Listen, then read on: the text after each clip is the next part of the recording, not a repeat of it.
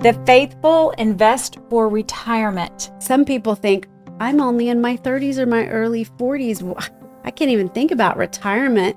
But that's exactly when you should think about retirement. Yes, and I want to talk about how to invest. And I want your money to grow. And there are ways that you can grow your money over time. It can be very intimidating and daunting. You don't even really know where to start. It's so much easier to plan for the future if you start early and you can save a little bit every month instead of waking up at the same time that you're supposed to be sending kids to college. Maybe you are 45 and you don't have anything saved. Is it too late for you? Is it too late? No. Today's the day. Yeah. You got to start somewhere.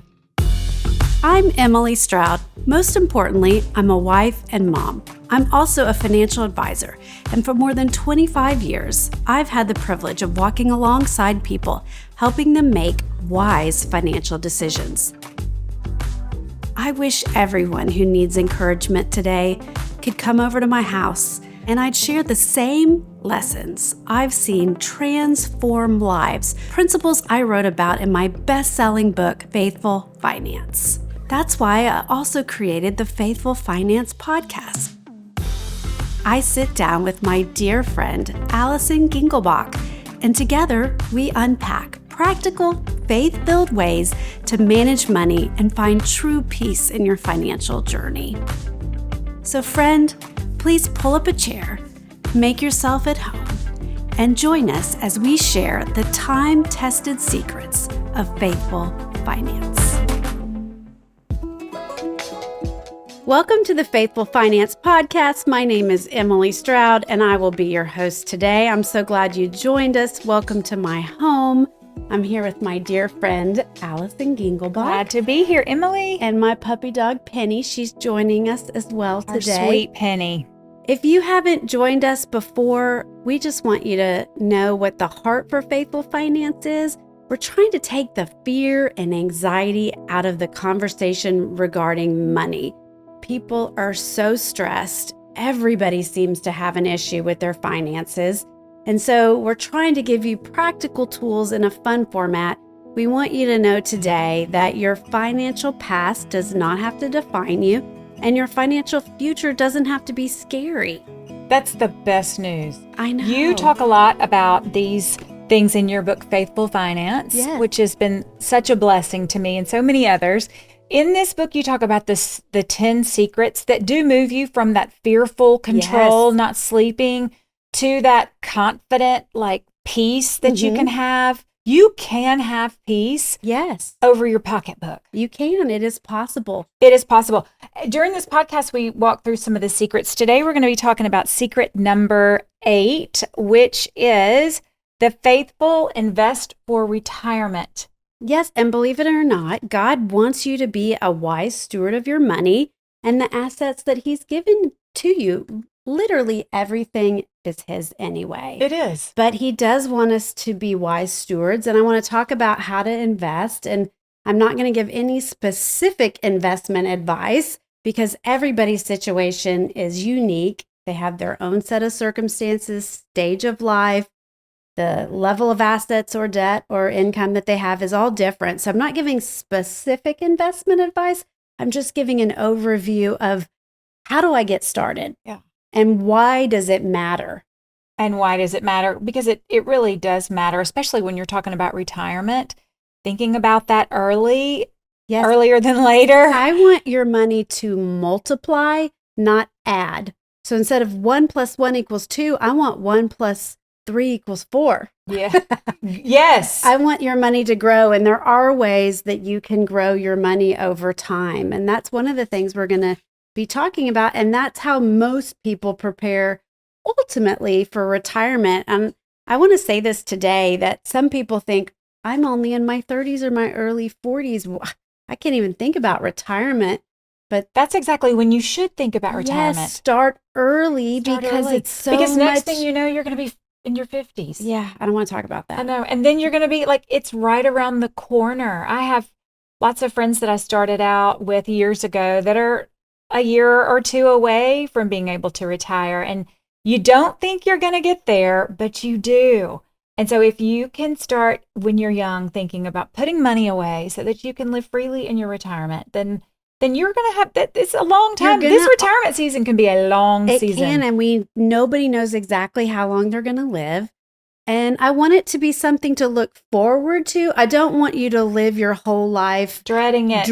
Dreading it or not living your life now. Like, that's one thing I think is sad, if people think they're not going to be happy until they retire because they hate their job. I'd like to have a conversation about that as well. This isn't about only wishing for the future and when I no longer have to go to this doldrum job. That's not what I'm talking about.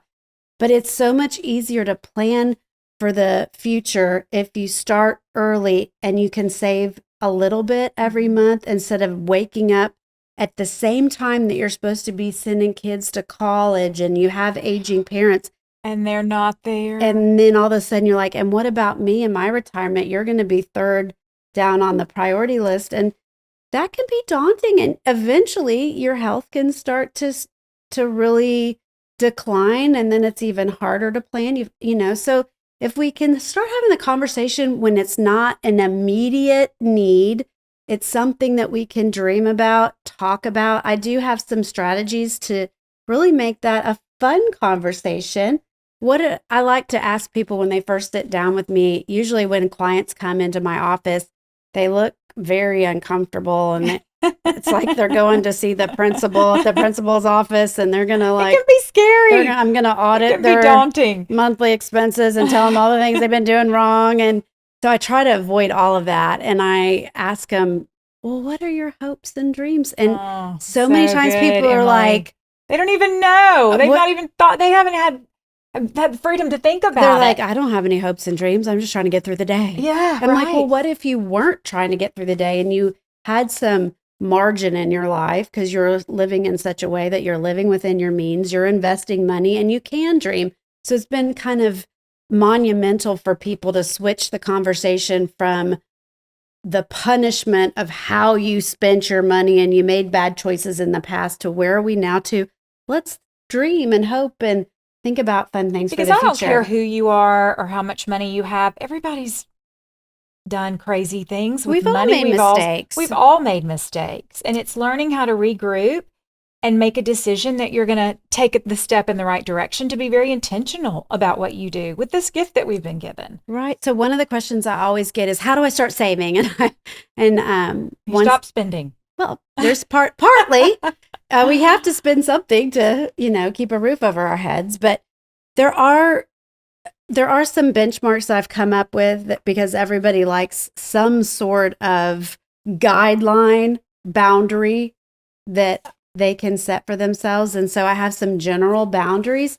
And so if I were to take your monthly budget, and once again, I say this a lot, I like numbers that start with 1 and end in 0. So I'm just going to use $10,000 a month because I can do the math in my head. Yes. But if your income is from your whole family is $10,000 a month, the first 10% is for tithing.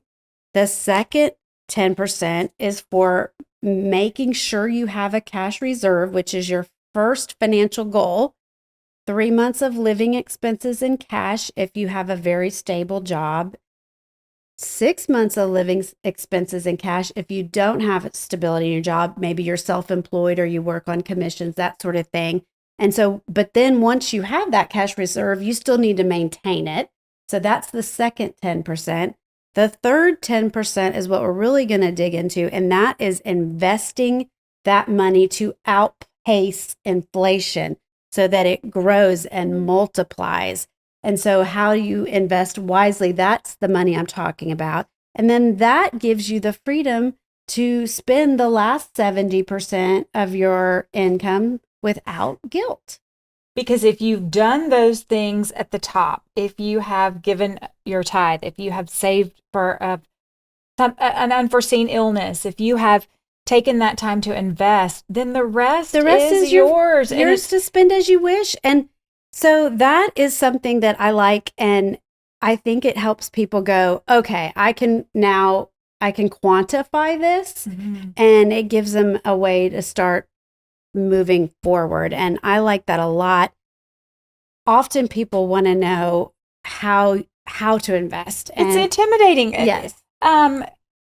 Because if you don't know how to invest, if you've never done it, which I have not done a ton of investing myself, it can be very intimidating and daunting. You don't even really know where to start. Yeah. So the first buzzword people often ask me about is compound interest. Yeah. What is compound interest? So this is your typical savings account or money market account or mutual fund account where you have an amount that you put in the bank or in the certificate of deposit, and you get interest on the principal. So if I get 5% interest on my $1,000 CD, then I make $50. So, but then the next year I make 5% on 1,050. So the idea is that your deposit in the bank is getting interest, and then the next year the interest that you already received is also making interest. So it's compounding over time. That's a little bit different than capital appreciation. Okay, so what is the difference between capital appreciation is a type of investment that actually appreciates in value and grows in value over time. So a good example would be a stock in a company. You don't just get interest on your share of stock. If the company is doing well, then that stock value rises over time. That's appreciating. It also can fall over time. So that's why you need to have diversification in your portfolio. The old adage, don't put all your eggs in one basket. So I'm a huge proponent of diversification. If anybody tells you that they have a guaranteed return for you, run like the wind. Because there are no guarantees. There are no guarantees. In investing. And so diversification is very important. Mutual funds are a way to diversify investments because instead of one stock, you're buying shares of a mutual fund that's already invested in a lot of different stocks and bonds and sometimes even commodities like gold. And now we've got exchange traded funds, which have different types of investments inside of it. So diversification is important. A business is a type of asset that would be hopefully appreciating in value. You put your blood, sweat, equity, and all of your time and labor into a business, and it grows in value over time. A home is the same way. We've talked about how to buy a home wisely. I want to buy my house for X and sell it for X plus. I don't want to lose money on the house. No. Jewelry, coins, commodities, gold, silver, those are all things that can go up and they can go down. But the idea is that it might go like this, but if you look at the line over time, it's going to up. Increase. Should we have gold coins in our closet? I'm not a fan of gold coins in the closet. My husband is. Is he? Yep. Penny said Penny. No more. What do you think about gold? Right now, gold is at a very high price. So if you bought gold a little while ago, you're doing real well. The problem with commodities is you have to have a market for it. So most people in today's day and age are not buying gold bars. They're buying shares of gold mutual funds, exchange traded funds, where the underlying value is based on gold and silver prices. I do have a couple clients that they love gold and silver. But I'm always like, you might be doing really great one year, but it goes up and it goes down. It's very volatile. Okay. And I don't like that. Yeah. So I don't like to recommend anything that's not diversified and that is going to swing in value that much. A lot of times people say, okay, you're talking about investments. How do we know if we can afford to retire? Have you ever thought about that question? I have, and it is, my husband has sort of changed jobs. He's stayed in the same line of work, but in different places. And it is not a scary thought, but and we've prepared for retirement in many ways, but I still think, have we done enough? Mm-hmm. Will I have to work until I'm 80? My uncle used to say, because he had 3 kids late in life, that he was going to stop by the office on the way to his funeral. Sometimes I think that's going to be me too. So, and I think that's the way a lot of people feel. It's like retirement, you think that could really never happen. I mean, I do want to encourage all of our listeners that have the luxury of working for a corporation that provides a 401k ooh, that's plan a big deal. or a pension plan. You need to be taking advantage of that automatic savings that happens every time you get a paycheck, because a lot of corporations, they will actually also match what you're contributing to your 401k plan, or 403b plan is what they call it in the nonprofit world or the medical world, but they're essentially the same thing. It's a way to invest money on a pre-tax basis. So it's a double win, because not only are you saving automatically, you're also skipping taxes, paying less in taxes. And then what's beautiful about a 401k plan that's set up is you're automatically dollar cost averaging without even knowing that you're dollar cost averaging. And that's what we try to do with our people that we manage money for. Tell people what that means. So what that means is I'm not trying to guess what the value of a stock is and buy on this day and sell on this day. I invest a set amount of money every time I get a paycheck. So I buy $200 worth, for example, every 2 weeks. And so some days the market prices are going to be higher, and that $200 is going to buy less shares. And sometimes the prices are going to be lower, and that same $200 is going to buy more shares. So what happens over time, you're taking the volatility out of the cost at which you buy over time. So it's called dollar cost averaging. And it's one of the best ways, diversification and dollar cost averaging. Don't put all your eggs in one basket. Have diversification in your portfolio. Don't buy just one single stock. Buy a lot of different things that complement and don't complement one another. We talk about this as real nerdy, but we talk about correlation of assets. So you want assets that aren't necessarily correlated, which means I don't want all my assets to go up and down at the same time. I want some up, some down. That's why the difference between stocks and bonds, usually they don't go up and down at the same time. So you want different types of investments in your portfolio.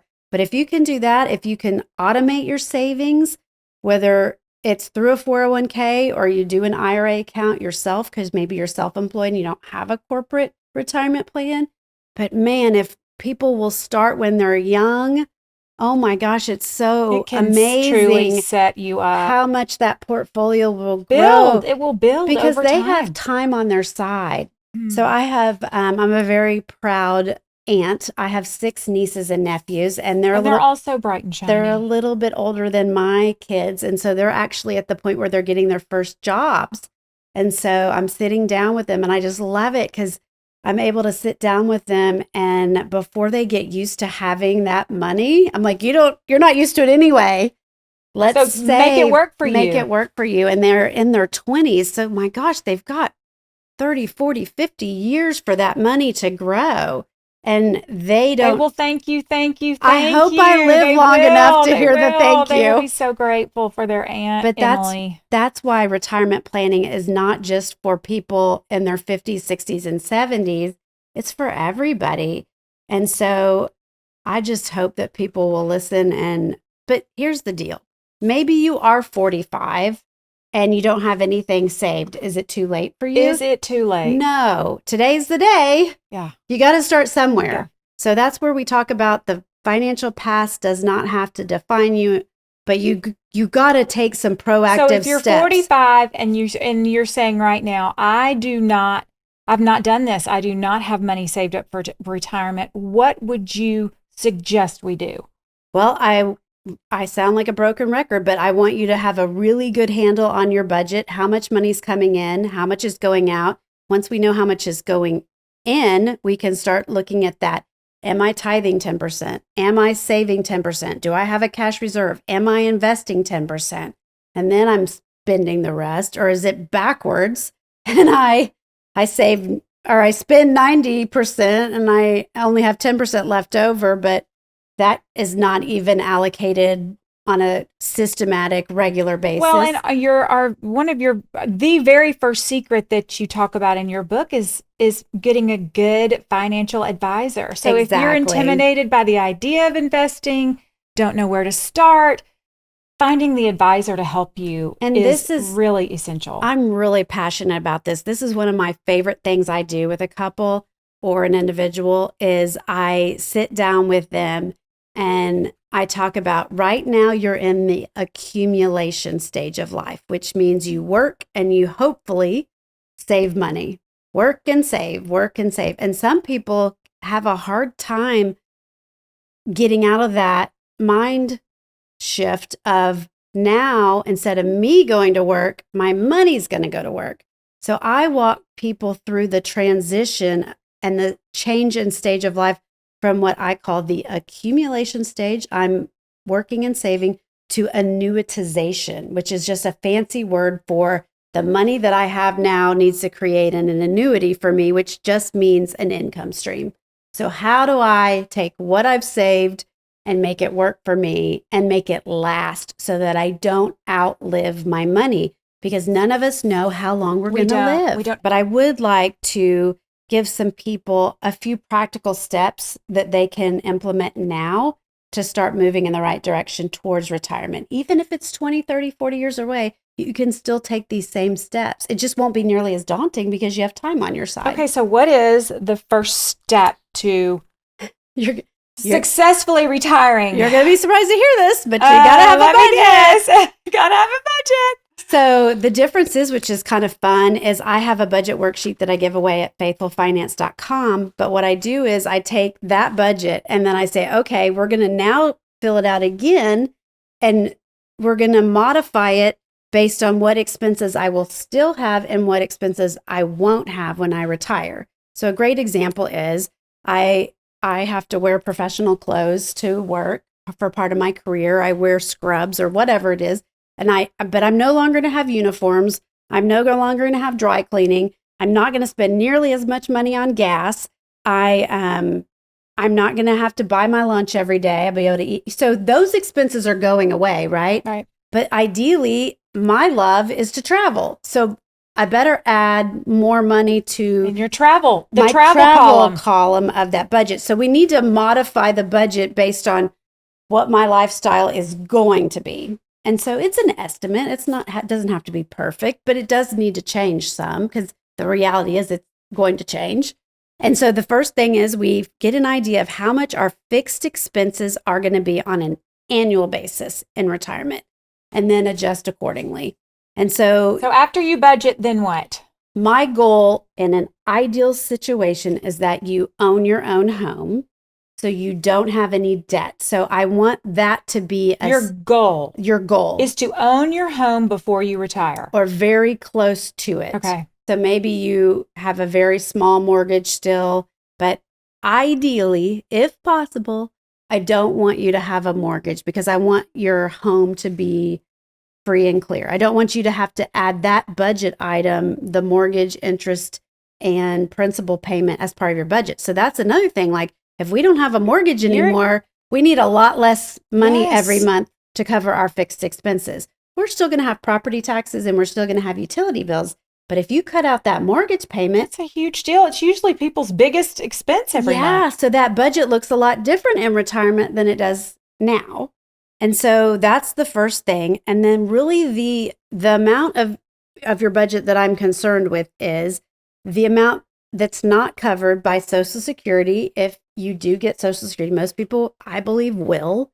Every generation has, that's not going to be around when I get there. It's the great worry, the great debate. Yes, but so far, I've been in this business 25 years, and everybody that's retired that paid into Social Security has gotten it. So some planners will tell you, well, don't count on it and don't include it. But the reality is, so far, people are getting... So far, so good. So, okay, so if I don't know, if I get $2,500 a month from Social Security in retirement, and then I saved in my 401k or I had a pension plan, and I know what that's going to generate, and let's say I get $5,000 a month from that. I'm just using very round numbers. So $7,500, but I need $10,000 a month So that $2,500 difference between the $7,500 of income I have coming in and the $10,000 I'm spending, that's the part I'm talking about that your investments have to start covering, because you're no longer going to work and getting a paycheck. So how am I going to generate that cash flow with the assets that I have? And so some of my retirees that are really still very healthy, one fear is going from working full time to not working at all. They're afraid their body's just gonna or their mind's gonna go. And so it is a real scary thought to think about sometimes. So one idea is, for the first few years, get a fun job. Oh yeah. Maybe you love books and you're gonna go work at a bookstore or a boutique if you love fashion. That's a great It's not tip, a high pressure job. No. You're a Pure Barre instructor. I am. And if you can keep doing that and keep yourself retirement and keep yourself healthy. I mean, so I ask them that always also, is there a possibility that you would consider a fun job that's much less stressful? Let's just take this example of me teaching bar. It's a hobby for me, and I've done it for a long time, and I love it. And I thought, if I can teach this, like as a 51-ish, 1-year-old woman, you have to use your brain. You have to be social. You have to lead classes. You have to, you're exercising. So to find that hobby, that job that challenges your mind, that keeps you in the game per se, but it's not a full-time gig necessarily. It helps you stay young. It's good, because the thing that really ages people and makes them sick is isolation, not moving their bodies. It is sad to see. So I like dreaming and thinking about, okay, well, what will my days actually look like before you actually retire? I have a lot of retired teachers that do tutoring and testing. Oh, that's brilliant. So they might test a lot of kids with, for reading and that sort of thing, and that 6 to 7-year-old. And so they by no means work full time, but they tutor kids in whatever they were. It keeps them in the game. Really, it keeps you thinking. Yeah. It keeps you active. I love that tip. So that's because it's really hard to go from 9 to 5, killing it your whole career to nothing. Yeah. And so another thing I want to talk about is, let's just say maybe if there's a combination. So I love the idea of having some sort of income from a part-time job, but there is going to be a point at which you're not working at all. So how much can my money generate? So this is going to sound like a big number, but I'm going to throw it out there, because once again, it starts with the 1 and ends with the 0. So for math sake. So if I have $1 million, the rule of 4% has always been the benchmark in my industry. You can very safely create 4%. You can create 4% of the principal and income on an annual basis. So 4% of $1 million is $40,000. So if I worked and I saved $1 million in my retirement plan, I know that I can safely get $40,000 of income without touching that alone. Without touching the principal. That's not including Social Security. That's not including anything else. No. And then now we have a lot of creative investments that I'm really enjoying using with my clients. And so I'm often able to get way more than 4%. And so if I get them an average of 5% on that $1 million, we're getting $50,000. If you get 6%, we're getting $60,000. So that's where a professional financial advisor and money manager comes in real handy. If you are right there on that cusp where you're about to start moving into the phase of life where you get to say, here's my $1 million, I need to make it work for me, I would highly encourage a consultation with a professional money manager that comes from a referral or someone you know and trust. But that's where I feel like we win our stripes, is helping people transition, because there's so much to it. It's not just financial, it's emotional as well. It's part of our identity. It is. I'm a financial advisor. Now what am I? And then we can also talk about the shifting. It's a new season of life that you want to be set up for, that you want to be able to embrace with peace and not dread. Right. And this is the perfect time to talk about, is your estate plan up to date? Ooh, that's a big one. So that's something else that needs to be addressed at that time. Everybody needs a will. If you have children, You need a will. And do you know what the number one objection to getting a will is What? when people have kids? They can't agree on the guardian for the child. Ooh. So they disagree. They argue about it. I want my brother. You want your yes, sister. and I then don't trust your and then sister. they don't do it. And then they just don't do it. So like, not from a financial standpoint, but you do not want the state deciding who is going to care for your child if the unthinkable happens. So if you have children, get a will. But what I'm really talking about is the will plus the other documents that come into play with a formal estate plan, your financial powers of attorney, the person who's going to be the executor of your estate, your medical powers of attorney.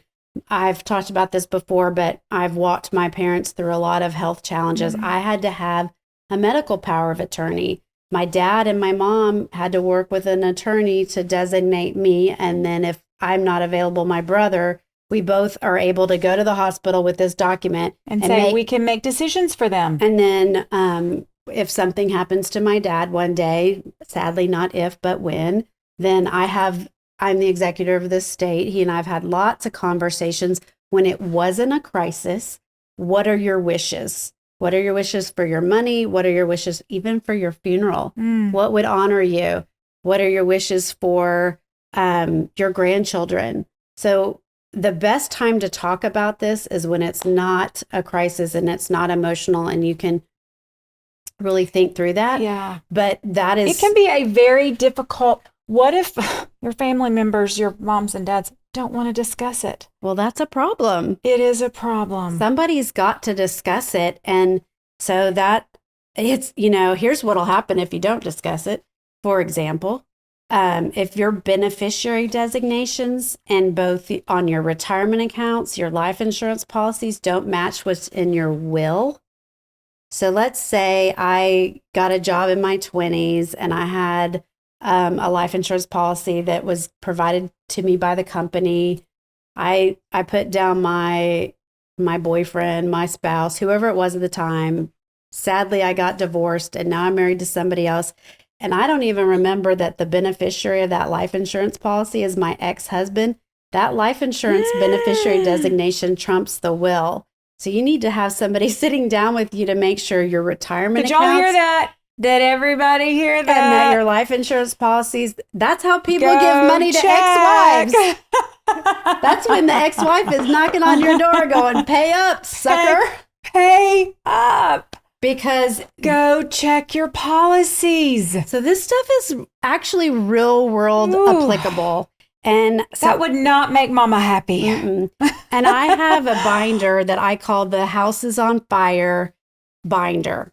And so that's... What is in it? Everything. Everything. A copy of the will, a copy of the medical powers of attorney, passwords, websites. Like I have one for my dad and my mom was part of it. My mom sadly passed a couple of years ago. So now it's for my dad. I have his funeral insurance, I think is what they call it. There's another name for it, but I have that. I have all of his banking information, his brokerage accounts. I have his life insurance policy. So if the house is on fire, grab the binder and run. And sadly, I've had to grab the binder before when he was in the hospital or something was going on. We didn't know what was going to happen. But here's the beauty in that. We did it when it wasn't a time of crisis. So we could think logically and clearly, create this binder, this document. It's not even a document, it's many documents that are all in one place. I know where it is. My brother knows where it is. I even have one now for myself and my husband. And it's kind of funny. I'm like, who should I tell about the binder? I need to show you where my binder is. I need to know. I want people to know there's where not is the everyone binder. by any means, but I need a few somebody that you can trust that knows where the information is. If the unthinkable happens, this is the binder. And so that's so important. As a matter of fact, last year I give my clients all Christmas gifts. And usually it's something fun, like a monogrammed throw blanket. You're so thoughtful. Or, they bless me and I want to bless them just to say thank you for your trust in your business. But last year I got everybody a binder. Good, Emily. So I was like, now there's no excuses that you get it, but because set it up. They're set. It was a neat little thing that you can actually buy that already had all the folders in it. It had all the tabs in it. It was labeled already. Like this is okay. We gotta get that. So once again, kind of like creating that budget worksheet, I tried to take away all the objections of why you didn't create that binder because I gave you all the tools. On a platter. You just have to literally fill it in. So I really believe in this. So those are just. This is such a great topic. It is one that you just don't necessarily sit around the water cooler and talk about at work, but if you set these things up right, you are gifting the people around you such peace. You're gifting yourself the peace of mind to know that you're set, you're safe, your family is accounted for. There are going to be 1,000 questions that come your way in retirement. But you've done the grunt work to be able to make that time the joyful, exciting new season that it should be. I know. And so my charge today is instead of fretting, let's do the planning. Let's have the conversations. Let's take the rejection and all of the objection out of the conversation. Let's just do it. And then let's start dreaming and enjoying. And what can I do with my time? Because at that stage of life, I'm going to have more time. And then I want everybody to use your time and your resources wisely. Go bless others. Go bless others and be a blessing. And be a blessing. And receive the blessing of your the fruits of your labor. And enjoy it. There is no shame in enjoying the fruits of your labor. No. Thank you, Emily. Thank you for being here. So good today. Thanks for joining us today. If you're just joining today for the first time, please subscribe to our YouTube channel. It's Faithful Finance Live. You can continue to listen in wherever you normally listen to your podcast. We want to meet you right where you are. We know you're busy. You're driving down the street. You're trying to get to work. You're driving carpool, so you can listen in. And then, of course, when you have time, go check us out at faithfulfinance.com. We give a lot of resources there as well that are free and I think useful. Very useful. So thanks again for joining us. Have a great day. Here are the key takeaways from today's episode. Use the 10-10-10-70 budgeting model. Diversify. Avoid guaranteed high return promises. Use 401k or 401(3)(b) plans and employer matches. Redo your budget for your retirement lifestyle. A paid-off house drastically reduces retirement stress. Organize all documents in a House is on Fire binder. This has been Faithful Finance, the podcast, hosted by Emily Stroud and Alison Gengelbach. Produced by Great Light Creative. Recorded in Fort Worth, Texas. Executive produced by Emily Graham Stroud. Makeup by Heather Spivey. Additional production support by Andy Emery and Parker Connell. Additional moral support provided by Penny. Be sure to subscribe on YouTube. Rate and review this show on Apple Podcasts. Learn more by visiting faithfulfinance.com. Thanks for listening.